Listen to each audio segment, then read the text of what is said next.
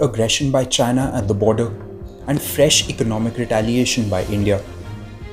Over 100 more Chinese apps banned by the Modi government, including PUBG, the popular mobile game, WeChat, ShareSave by Xiaomi, and Baidu.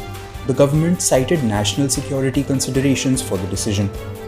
The government said that the app's activities are prejudicial to India's sovereignty, integrity, and defense.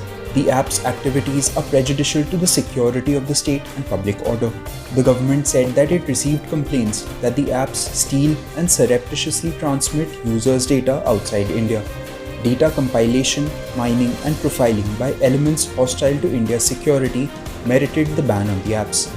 The government said that it received inputs that the apps collect and share data and compromise personal information, which is a severe threat to India's security. This is the third time that the Indian government has banned mobile apps made by Chinese firms.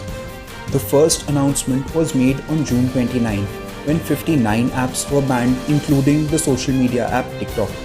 The second ban was announced on July 24, in which 47 apps, believed to be clones of the earlier apps, were banned.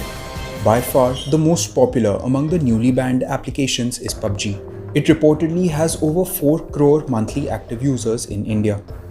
Like the earlier decisions, the latest move came in the backdrop of Chinese provocation at the border.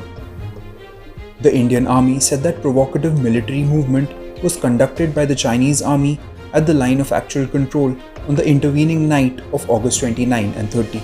Indian troops preempted the Chinese activity on Pangong So's southern bank.